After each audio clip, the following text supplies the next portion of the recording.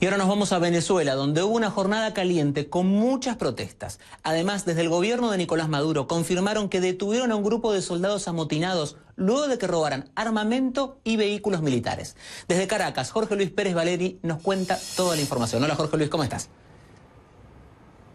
Muy buenas noches, Iván, un gusto saludarte desde Caracas. Efectivamente, una jornada muy noticiosa aquí en la capital venezolana, que pues queremos comenzar por uno de los hechos políticos quizás y del tema legal más importantes, y ha sido la sentencia que emitió el Tribunal Supremo de Justicia en plena mañana en contra de la Asamblea Nacional, que controla la oposición y en la que decide que el Poder Legislativo no tiene una junta directiva válida, y además asegura que las juntas directivas de años anteriores también han resultado electas de manera inconstitucional. Y lo grave de todo esto, Iván, es que el Tribunal Supremo de Justicia está diciendo que es el Parlamento venezolano, dirigido actualmente por el diputado Juan Guaidó, el que está usurpando atribuciones de otros poderes del Estado. Hemos escuchado en días recientes que ha sido el Parlamento venezolano el que acusaba al Ejecutivo venezolano, al presidente Nicolás Maduro, de haber usurpado la presidencia de la República al haber asumido un nuevo mandato tras unas elecciones que resultaron cuestionadas, pero ahora estamos viendo al Poder Judicial decir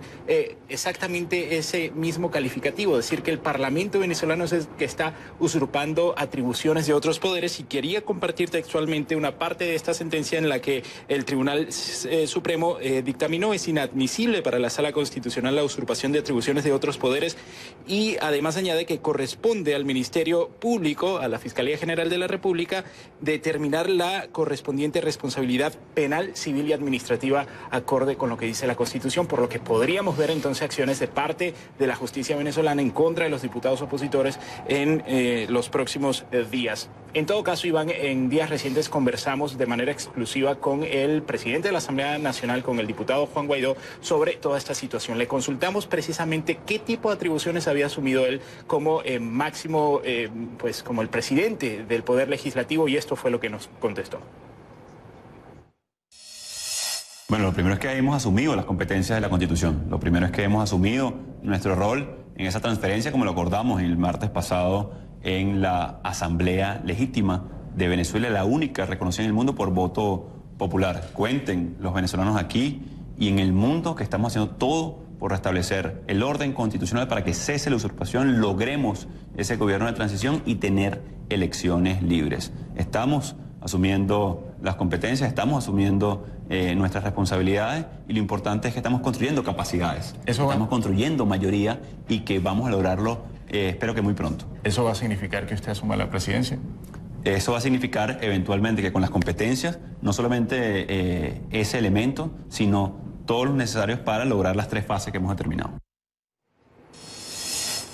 Esas 3 fases a las que se refiere el diputado Juan Guaidó es el cese de usurpaciones que ha decretado el Parlamento venezolano hacia el Ejecutivo, el luego instalar un gobierno de transición y posteriormente llamar a elecciones. Esa es la ruta, digamos, que ha trazado la oposición y que el oficialismo desestima. Pero en medio de todos estos sucesos, Iván, volvemos a lo que narrabas al comienzo del paso, y ha sido una situación irregular que se presentó entre militares aquí en Caracas, cuando un destacamento, cuando un contingente militar se alzó, hizo estos llamados a través de las redes sociales. Presuntos militares llamaban a la población a unirse a lo que era su alzamiento en armas. Efectivamente salieron las personas a protestar. Lo que no se pudo verificar de manera independiente fue la autenticidad de estos videos que circularon en las redes sociales y en los que se llamaba a desconocer al presidente Nicolás Maduro. Independientemente de eso, estas personas que escucharon estos mensajes a través de redes sociales salieron en algunos sectores populares de Caracas a protestar en respaldo de este movimiento militar, y además también aprovecharon en plantear otras quejas que ya hemos escuchado en años recientes. Por ejemplo, que no hay comida en el barrio, que no hay medicinas en las farmacias, que les es imposible tener acceso, por ejemplo, a un suministro de agua constante, que tampoco tienen gas, por ejemplo, para poder cocinar en sus casas, en los sectores en los que habitan. Entonces, digamos que fue toda una mezcla entre apoyar a estos militares que se presuntamente habían sublevado en contra de Nicolás Maduro, y además plantear las quejas comunes que ya hemos escuchado. De todo este alzamiento militar pasar, el gobierno venezolano confirmó que efectivamente se dio, que estos militares robaron un parque de armas en el este de la ciudad y luego se fueron hasta otro comando en el oeste de Caracas, donde allí encontraron fuerte resistencia, dice textualmente el comunicado, y que luego fueron detenidos. El gobierno confirmó entonces que fueron unos 27 detenidos tras estos sucesos que pues conmocionaron de cierto modo la vida, la rutina de la mañana aquí en Caracas. Iván. Muchas gracias, Jorge Luis Pérez Valerio. Un gran logro tener la palabra de Juan Guaidó, así que felicitaciones por eso. Y vamos a seguir hablando de Venezuela, pero ahora nos vamos a ir a Ecuador, porque este lunes el gobierno confirmó que se exigirá la presentación de antecedentes judiciales a todos los migrantes venezolanos. Esto sucede luego de que un ciudadano de ese país asesinara a una mujer embarazada. Desde Quito, Ecuador, Ana María Cañizares nos cuenta todas las novedades. Hola, Ana María, ¿cómo estás? Hola, ¿qué tal, Iván? Así es, bastante conmoción y reacciones ha generado el asesinato de esta mujer en la ciudad de Ibarra el sábado pasado por parte de un ciudadano venezolano. El gobierno ecuatoriano esta mañana ha anunciado en cadena nacional el vicepresidente Otto Sonnenholzner que a partir de hoy los ciudadanos venezolanos que quieran ingresar al Ecuador y quieran permanecer allí deberán presentar apostillado su certificado de antecedentes judiciales, algo que para los venezolanos es casi que imposible conseguir un documento, por una parte apostillado y un documento al cual no pueden acceder ahora mismo por trámites burocráticos desde Venezuela y a través de los diferentes consulados.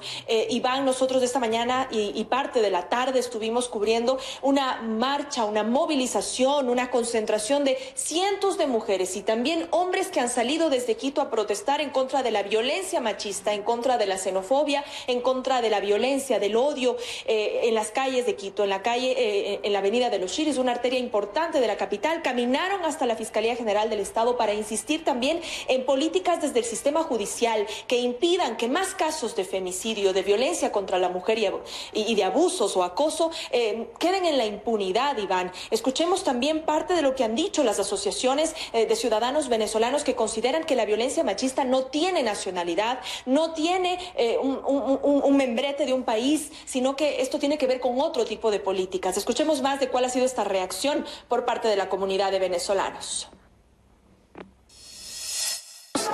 Nos han querido orillar a una discusión malvada, perversa contra la xenofobia, a pretender que esto es un problema de la presencia de ciudadanos de otro país, cuando vemos que los problemas de feminicidio se repiten en todos los continentes y que van más allá de la nacionalidad, van más allá de la clase, van más allá de la situación económica. Realmente es todo un patrón contra el que este tipo de movilizaciones y de procesos dan un grito finalmente de esperanza, un grito en donde te dicen que no somos los que nos dicen que somos. Los ecuatorianos sí respetamos la vida y estamos en un proceso de reflexión sobre esta estructura machista, patriarcal, que es la que hay que superar. Todas las semanas son así difíciles. Simplemente lo que pasa es que ahora lo vimos, fuimos testigos, se viralizó de una manera que las personas ya no podemos estar calladas. Ya la vecina que se quedaba callada sin hablar de la violencia ya no puede, porque ahora se mostró tal como es la violencia. Todos impávidos, tanto la comunidad como la policía, viendo cómo durante hora y media intentan asesinarla y nadie hace nada, sino lo que hacen es filmar. Van a poder acceder porque este trámite bien sabido por el gobierno nacional, por Cancillería y por el Ministerio de Movilidad Humana, es imposible tramitarlo de una manera ágil. Ana María, estamos hablando acá de dos problemas. Por un lado, el flagelo de los feminicidios, que aquí en Argentina también está ocurriendo, y por otro lado, el endurecimiento de las condiciones de ingreso de los venezolanos. Estas medidas de pedirle estos documentos, estos antecedentes, ¿suena más como para tratar de resolver el tema de los feminicidios o de una manera solapada de evitar que sigan llegando venezolanos a Ecuador? ¿Cómo se ve desde allí? Pues, Iván, la reacción en la calle ha sido contundente, precisamente con lo que tú decías. Exigir un certificado de antecedentes judiciales ahora mismo a los venezolanos es sumamente difícil. Quienes hemos cubierto el éxodo de venezolanos en las fronteras, tanto la colombo-ecuatoriana como la colombo-peruana, sabemos perfectamente por parte de ellos, de quienes nos han dicho de primera mano, que es muy difícil. Ellos no pueden acceder a un documento apostillado. Además, los costos, Iván, ellos ya hacen un gran esfuerzo por cruzar las fronteras por la crisis venezolana como para adquirir uno de estos documentos. También desde los gremios sociales que los veíamos hoy en las marchas han dicho que esto no resuelve ni la crisis venezolana ni la crisis por más de 88 femicidios que al menos se registraron en el 2018 en el Ecuador. No resuelve la violencia machista. Como te decía antes, la frase más importante que hemos escuchado en estas marchas es que el femicidio y la violencia contra la mujer no tiene nacionalidad, va más allá de eso, sino de políticas para que no queden en la impunidad estos casos, Iván. Pero hay algo también que comentar con respecto a lo que tú decías. El Ecuador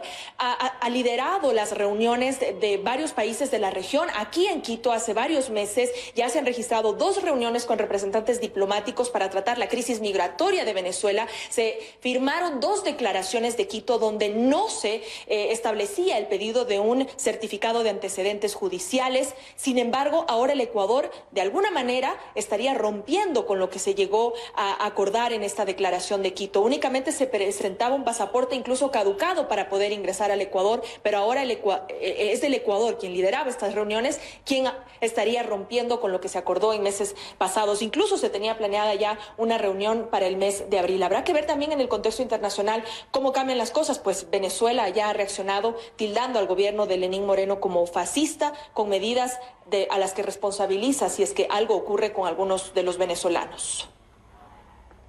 Muchas gracias, Ana María. Era Ana María Cañizares desde Quito, Ecuador. Y ustedes no se vayan porque luego